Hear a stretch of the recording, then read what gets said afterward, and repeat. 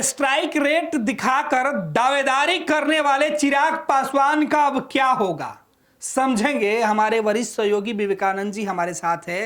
विवेका जी, strike rate दिखाकर चिराग पासवान लगातार अब एनडीए में दबाव डालकर अपने हिस्से में कुछ ना कुछ सीटें कहीं ना कहीं ले लेते थे, लेकिन अब बिहार में चुनाव है, क्या होगा। 100% स्ट्राइक रेट की बात करते थे चिराग पासवान। जहां भी जाते थे, जिस कार्यक्रम में जाते थे, वो यह बात कहना नहीं चूकते थे, या फिर उनके जो नेता हैं, कि उनका स्ट्राइक रेट 100% का रहा है। लोकसभा चुनाव 2024 में, झारखंड विधानसभा चुनाव 2024 में 100% स्ट्राइक रेट की बात करते थे चिराग पासवान। चिराग पासवान कहते थे कि 2024 के लोकसभा चुनाव में एनडीए गठबंधन के अंदर उन्हें 5 सीटें मिली और मैंने 5 की पांचों वो सीटें हमने जीत ली, यानी कि 100% स्ट्राइक रेट रहा। झारखंड विधानसभा चुनाव में हमें एनडीए के अंदर 1 सीट दी गई और हमने वो 1 सीट जीत ली।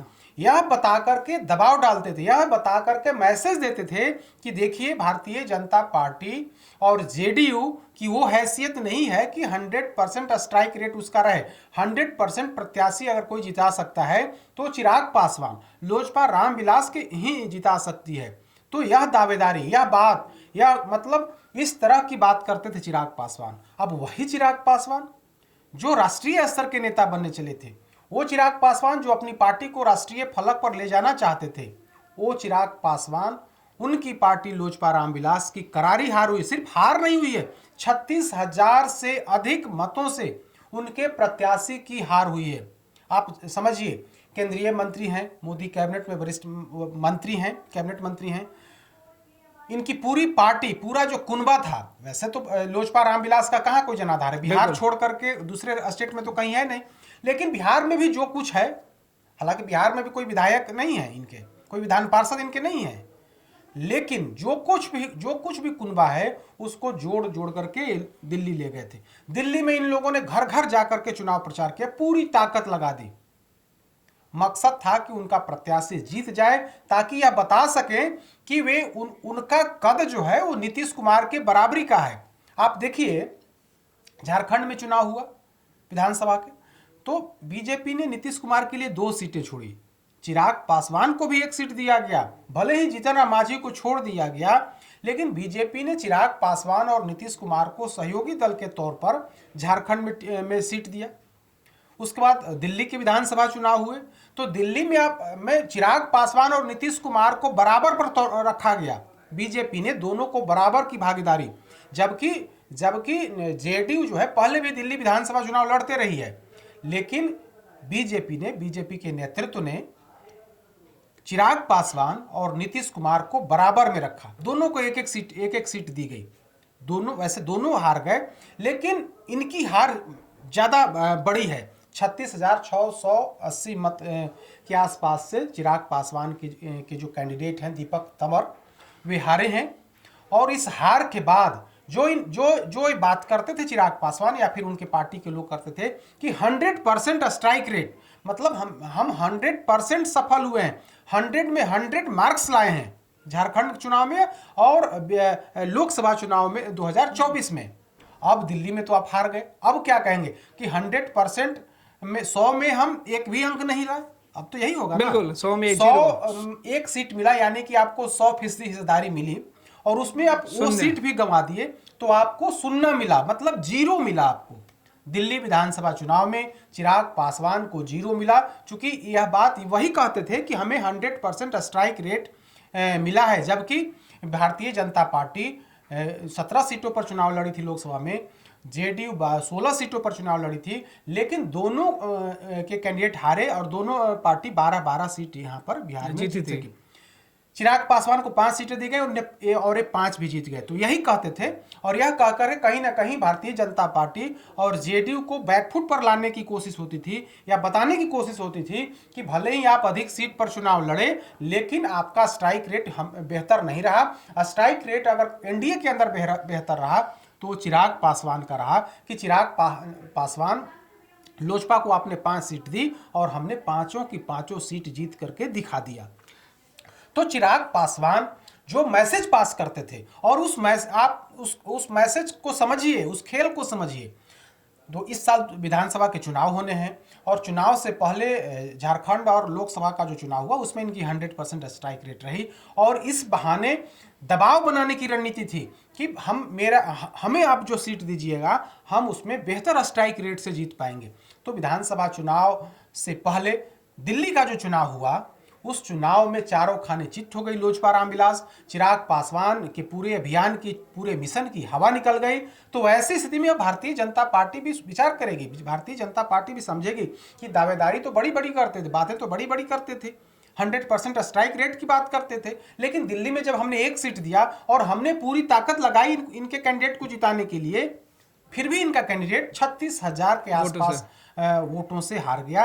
तो ऐसे में इनका जो फार्मूला था, इनकी जो बातें थी दिल्ली में जाकर के, वो तमाम जो बड़ी बड़ी बातें थी उसकी हवा निकल गई।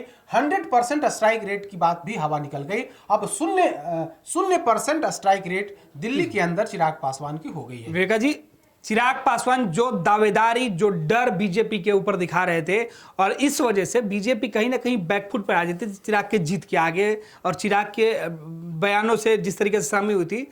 अब तो चिराग पासवान जो लगातार बीजेपी को डराकर अपने सहयोगियों से ज्यादा सीटें ले लेते थे, अब नीतीश कुमार के बराबरी वो करने लगे थे बिहार से बाहर। ऐसे में तो चिराग को अब झटका, और बीजेपी को भी समझ में आ गया है कि अब बीजेपी चिराग के दबाव में नहीं रहेगी। देखिए, चिराग पासवान की मंशा है कि नीतीश कुमार को, भले ही अभी साथ हैं लोग, लेकिन अभी भी अंदर का जो गुबार है वो खत्म नहीं हुआ है। चिराग पासवान चाहते हैं कि वे नीतीश कुमार की बराबरी कर सकें, नीतीश कुमार को कहीं ना कहीं पीछे छोड़ सकें। यही वजह है कि वे कोई ऐसा मौका नहीं छोड़ते हैं ताकि भारतीय जनता पार्टी पर दबाव बना करके उनकी राजनीति आगे बढ़ती रहे। कई ऐसे मौके आप 2024 का लोकसभा चुनाव रिजल्ट के बाद देखिए, जैसे ही 5 सीट जीते, उसके बाद जब नई सरकार बनी मोदी के नेतृत्व में, खुद ये मंत्री बने, उसके बाद 4-5 ऐसे अवसर आए जब इन्होंने मोदी सरकार की नीतियों का खिलाफत किया। भारतीय जनता पार्टी का जो स्टैंड है, उस स्टैंड के खिलाफ जाकर के इन्होंने बयानबाजी की, और उससे भारतीय जनता पार्टी और मोदी सरकार बैकफुट पर आई। तो भारतीय जनता पार्टी का जो शीर्ष नेतृत्व है वो समझ रहा है, और यही वजह है कि कभी इनके चाचा पशुपति पारस को भी अमित शाह ने मुलाकात की थी। हालांकि वे अभी महागठबंधन के खेमे में चले गए हैं, लेकिन इनके चाचा से भी हमदर्दी दिखाने की कोशिश कर रही थी बीजेपी।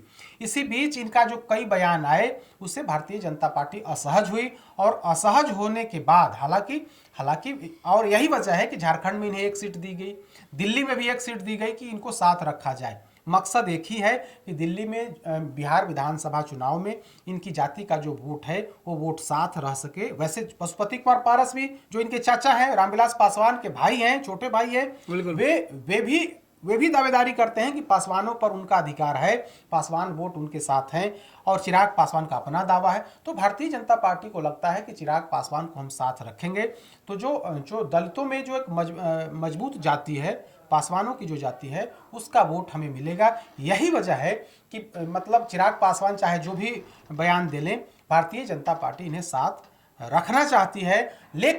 लेकिन एनडीए के अंदर जिस तरह से जो बातें आ रही हैं, जिस तरह से चिराग पासवान अब तक 100% स्ट्राइक रेट की बात करते थे, और जिस तरह से दबाव बना करके दिल्ली विधानसभा चुनाव में भी इन्होंने एक सीट ली, झारखंड में इन्होंने एक सीट ली, हालांकि वहां पर वे सफल रहे।